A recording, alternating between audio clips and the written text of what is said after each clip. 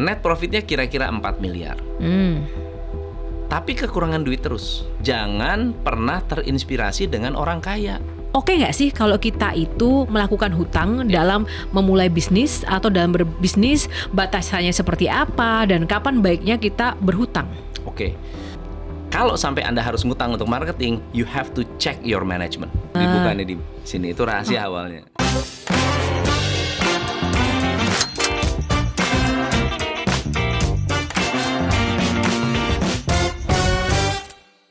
Baik, ketemu lagi di Juragan Zaman Now Podcast. Masih bersama Business Coach Papan Atas Indonesia, Coach Tom MC Ivle. Coach, kadang tuh susah nyebut namanya. Iya, itu apa ya. sih arti Tom, dari MC?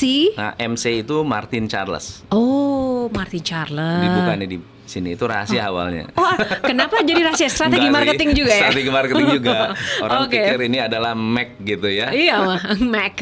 Nah, Coach, kalau minggu lalu kita sempat bahas nih ya tentang UMKM, Ya. strategi bisnisnya, strategi pengembangannya seperti apa. Nah, salah satu hal yang bikin penasaran sebenarnya bagi saya pribadi ya, ketika kemudian melihat dunia bisnis dan entrepreneur, itu adalah oke nggak sih kalau kita itu melakukan hutang dalam memulai bisnis atau dalam berbisnis, batasannya seperti apa dan kapan baiknya kita berhutang? Oke. Hutang adalah hal yang baik dalam bisnis. Baik dalam arti kalau kita sebagai pengusaha, misalnya saya jualan kabel gitu ya, terus kita bilang sama orang suppliernya, bisa nggak saya dapat utangan? Dia bilang, oke, boleh, berapa hari? 25 hari, 30 hari, ya, atau bahkan ada yang 2 bulan, 60 hari. Itu berarti kita dipercaya. Itu berarti kita kredibel. Yang kedua adalah hutang itu baik jika digunakan untuk pengembangan bisnis. Oke. Jadi saya bisa nih, karena saya dikasih kredit 30 hari, saya punya cash flow untuk menjalankan bisnis atau menggunakan dana ini untuk yang lain, marketing, promosi, atau bikin program, dan seterusnya. Yang tidak baik adalah ketika kita berhutang, nomor satu, bunganya tinggi. Yang kedua, digunakan untuk konsumtif. Atau digunakan untuk hal-hal yang gak ada hubungan sama sekali dengan bisnis. Saya kasih satu contoh. Ini kemarin kita ada mentoring. Jadi ada sebuah perusahaan, bisnisnya menurut saya relatif oke, bagus. Revenue-nya itu sekitar 23 miliar per bulan. Wow, Per cool. bulan, oke? 23 M per bulan. Net profitnya kira-kira 4 miliar. Tapi kekurangan duit terus. Kok bisa? Nah, kok bisa kan? Kok bisa? Nomor satu yang saya lihat adalah bayar bunga atau tidak. Kalau bayar bunga berarti punya kewajiban. Ternyata bunganya gede sekali. Saya tanya, ini kenapa kok bunga gede banget? Iya coach, karena ada investasi. Oh, investasi untuk apa? Macam-macam. Ada mobil, ada gudang, ada apartemen, ada tanah. Terus ada dia melakukan investasi, beli kerjasama bikin tambak, perikanan. Wah, luar biasa ya. Coba lihat mana datanya.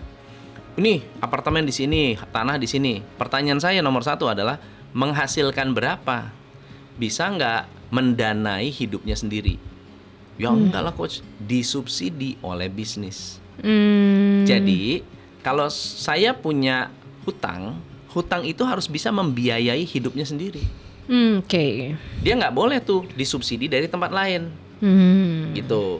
Dia misalnya saya pinjam uang untuk beli ruko. Oke, rukonya dijadikan minimarket. Setiap bulan cicilannya dibayarin oleh minimarket. Itu boleh. Boleh. Kita cuma modal DP. Bayangkan kita keluar 300 juta, tapi setiap bulan cicilannya gratis. Itu oke. Nanti pada saat lunas 5 tahun, 10 tahun, kita punya minimarket dan kita punya gedung. Gitu ya. Hutang boleh? Boleh. Tetapi yang banyak adalah saya hutang beli Ferrari. Saya hutang beli gudang tapi gudangnya kosong. Saya punya utang tapi utangnya digunakan untuk hal-hal yang tidak ada kaitan dengan bisnis. Contohnya apa? Healing. Jalan-jalan, Ya, keliling konsumtif dunia. tadi ya. Betul. Atau beli elektronik yang nggak perlu. Nah, itu nggak boleh.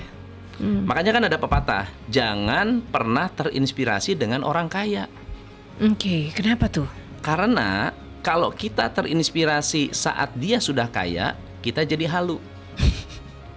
Kita harus terinspirasi dengan usaha dia sebelum kaya.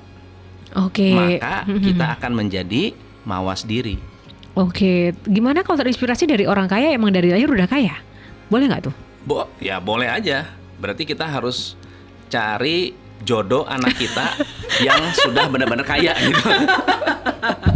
Ini menarik sekali karena kan mimpi menjadi orang kaya itu kan pasti kan lebih ke material ya, Betul, tinggi. Tapi betul. kadang kan kita nggak sadar aja bahwa itu justru ngedrive kita untuk sesuatu yang instan. Seolah semuanya itu mudah tanpa proses. Betul. Nah, kembali kepada hutang tadi. Oke, itu adalah benar-benar bagaimana kita harus bijaksana juga untuk memilih hutang. Bagaimana caranya bijaksana?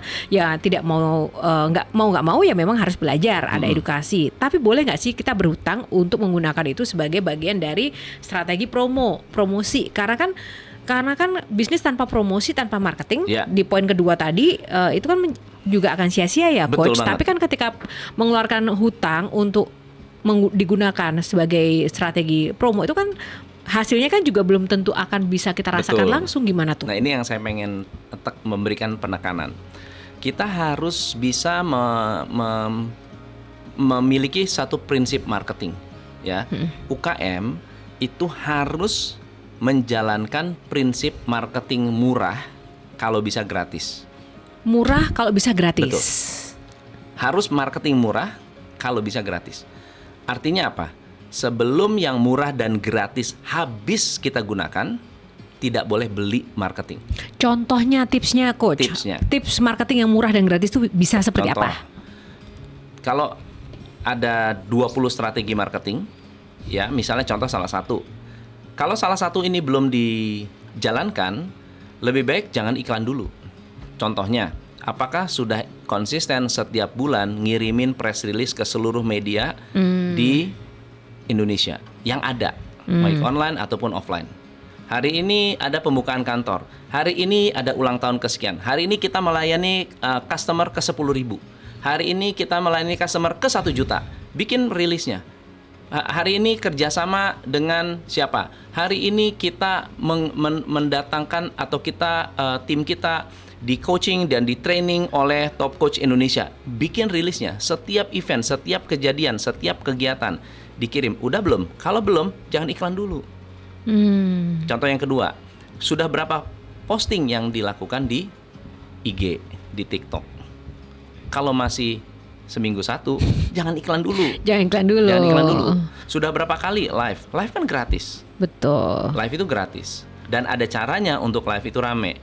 Ya, kalau belum live, belum melakukan banyak strategi yang free, jangan iklan dulu. Okay. Jadi gunakan semua fasilitas abundant yang disediakan oleh banyak media untuk kebutuhan marketing kita. Contoh lagi, interview. Sudah ngirimin produk ke selebriti mana untuk direview oleh mereka. Kalau belum, jangan iklan dulu. Ya, tapi kan kalau misalnya untuk review kadang juga harus berbayar ya, Coach ya. Kirimin produk. Kak, perkenalkan Kak, nama saya Tom, saya bisnisnya skincare Anu. Izin mau kirim produk ya. Di review boleh, tidak di review juga boleh. Tapi saya udah senang kalau mau diterima. Minta alamatnya dong, kirim. Kalau kita dengan niat yang baik, kalau dengan cara yang baik, kita memiliki personality yang baik, lalu say thank you kakak udah diterima paketnya. Kita posting di sosial media kita. Terima kasih ya kakak. Misalnya kakak Nikita Willy. Terima kasih kakak Nikita Willy, saya udah kirim ya produknya di ini. Seolah-olah dibeli oleh Nikita Willy. Naik gak? Bakal, masa sih di tag lagi Nikita Willy-nya. Malu juga dia kalau nggak review. betul nggak? Iya. Tapi kalau memang produknya benar-benar bagus, kemasannya bagus, dia akan lihat ini produk dari mana sih? Ini lucu juga nih. Ini orangnya Otomatis sopan. ya. At least kalau dibikin story, it's a free promotion. Iya, soalnya kadang juga banyak sekali sih, banyak yang DM tapi Iya. habis itu ya maksa untuk harus posting. Nah, sih seperti itu sih coach biasanya. Attitude-nya itu yang harus dibangun. Nah. Nah, itu contoh lain ya. Contoh terakhir yaitu adalah interview. Siapa orang yang paling relevan untuk menjelaskan tentang produk kita? Itu customer. Sudah pernah belum interview customer? Sudah berapa banyak? Kalau masih belum 100, jangan iklan dulu. Minimal 100. 100 dulu aja. Oke. Ya kan? Jadi akan membuat, kalau di postingan kita isinya 100 posting customer yang berulang-ulang muncul di situ, kira-kira siapa yang tidak yakin bahwa ini customernya banyak dan semua customer bilang bagus? Oke. Bisa jadi nggak perlu ngutang untuk marketing. So, terakhir ya, kalau sampai Anda harus ngutang untuk marketing, you have to check your management. Something is wrong. Something is wrong. Oke teman-teman, itu penting banget ya. Mungkin nanti akan ada sesi khusus untuk bagaimana membuat strategi marketing promo dan mungkin konten ya. Ini Coach Tom ini jagonya banget. Jadi kalau teman-teman pengen tahu banyak ilmu tentang bisnis, boleh cek ya IG-nya Coach Tom atau TikTok-nya ataupun media sosialnya. Banyak sekali ilmu yang di-spill di podcastnya Coach Tom ini tentang bagaimana tidak hanya bisnis bahkan banyak juga terkait dengan isu-isu terkini yang memang Coach Tom ini bisa memberikan motivasinya. Nah ini yang terakhir juga. Tadi kita bicara soal masalah utang ya Coach. Nah, selama menjadi mentor di JJN ini, apa masalah UMKM yang sering dihadapi Coach, khususnya ketika presentasi? Oke lah, kita punya manajemen bagus, kita punya produk bagus, semuanya itu bagus. Tapi kadang itu ketika kita misalnya lagi mau pitching ke klien atau presentasi kayak di JJN, kalau saya amati banyak peserta itu yang tidak memiliki kapasitas kemampuan komunikasi skillnya itu yang mumpuni, sehingga kadang untuk memahami produk yang bagus itu jadi nggak maksimal. Setuju.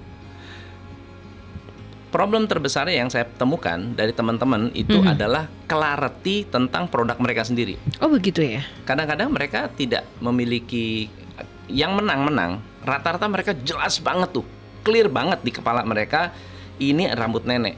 Ini tuh apa? Kenapa saya pilih ini? Ini tuh saya punya reason yang kuat untuk menjalankan ini. Tapi ada kan yang JJN itu karena kebetulan, karena terpaksa, karena melihat ada sampah, ada eceng gondok misalnya. Ya udah kita bikin eceng gondok, lalu menjadi sesuatu yang for fun ya. Kumpul-kumpul, Karang Taruna bikin kegiatan eceng gondok. Ternyata ada yang membeli 1, 2.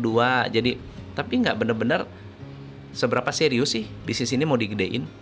Nggak benar-benar serius. Kenapa? Karena dengan begitu aja udah oke. Nah, ketika diminta presentasi, pertanyaan-pertanyaan panelis kan aneh-aneh kadang-kadang. Akhirnya mereka nggak bisa jawab karena mereka tidak punya clarity. Nah, kalau punya clarity, komunikasi itu lebih gampang untuk disampaikan, ya, untuk dijelaskan. Yang kedua adalah memang skill komunikasi. Jadi sebagai pengusaha, keuntungannya ada yang namanya social media itu untuk latihan komunikasi, live TikTok, live Instagram itu untuk melatih komunikasi supaya kalau sampai terjadi pertemuan langsung atau mendadak dengan seseorang yang memang penting lalu diminta untuk presentasi mendadak, kita at least punya kesiapan. Oke, nah Coach, yang terakhir apa nih saran dan juga pesan buat para peserta calon JJN 4 nanti agar sukses presentasinya dan nanti sukses untuk bisa memenangkan kompetisi Juragan Zaman Now Season 4? Nah, buat teman-teman di Juragan Zaman Now yang bisa jadi kemarin sudah mulai di sortir ya, sudah dievaluasi. Nomor 1 adalah persiapkan uniqueness Anda.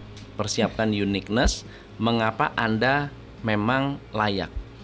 Layak itu ada 3. 1, layak karena memang bisnis ini atau produk ini adalah produk yang scalable, memang bisa dikembangkan secara massal. Yang kedua, layak karena diterima oleh market. Dan yang ketiga adalah layak karena akan memberikan impression kepada panelis, gitu. Nah, dipersiapkan uniqueness tadi. Yang kedua adalah sebagai seorang calon juragan harus menunjukkan bahwa Anda profesional. Nah, profesional itu dimunculkan dari mana? Dari slide presentasinya, dari laporan keuangannya, dari datanya. Bahkan kadang-kadang ada teman-teman di Juragan Zaman Now presentasi terus ditanya, kamu sebetulnya kesini mau ngapain gitu kan? Ya saya nggak tahu gitu kan. Saya mau cuma exposure aja. Nah itu kurang kuat tuh, kurang strong. Anda harus benar-benar strong. Kenapa Anda mau ada di Juragan Zaman Now ini? Tunjukkan laporan keuangannya. Kalau memang membutuhkan pendanaan, saya mau kerjasama dengan panelis untuk ditempatkan di sini, untuk melakukan ini. Nanti benefitnya ini dibawa, disiapkan. Gitu. Persiapan itu sangat-sangat penting. Tapi nanti akan ada mentoring juga kan, tenang aja. Oke, jangan semuanya sekarang ya, Iya. karena nanti dibocorin sekarang. Tapi yang pasti itu tadi adalah tips dan saran yang memang sebenarnya menjadi dasar yang memang harus kita miliki ya. Iya. Dan teman-teman juga nggak boleh untuk malas belajar ya Coach ya. Betul sekali. Dan terima kasih Coach. Semoga Thank you. Coach selalu sukses juga, berlimpah rezekinya karena sudah selalu mau jadi mentor yang luar biasa, bahkan membagi ilmunya cuma-cuma dengan kita semuanya. Padahal beliau ini benar-benar susah dan sangat sibuk sekali ya Coach. Terima kasih waktunya. Dan bagi teman-teman yang nanti juga akan menjadi calon peserta Juragan Zaman Now, itu tadi harus saksikan terus podcast Juragan Zaman Now karena di situ nanti akan banyak sekali sharing dan juga ilmu yang bisa kita sharingkan atau diskusikan bersama-sama untuk menjadi modal ke depan bagi kita semuanya untuk bisa nanti jadi pebisnis yang handal. Nah, oke ya, itu dulu podcast untuk kali ini. Jangan lupa tetap saksikan apa sebenarnya perbincangan yang menarik untuk kita nanti bahas minggu depan. Teman-teman boleh nanti DM atau mungkin tag Juragan Zaman Now di setiap platformnya. Silakan untuk beride. Kira-kira mau bahas apa dan pengen ngobrol sama siapa. Oke, Yohana Margarita undur diri. Sampai jumpa. Bye. Oke. Thank you, Coach. Thank you so much.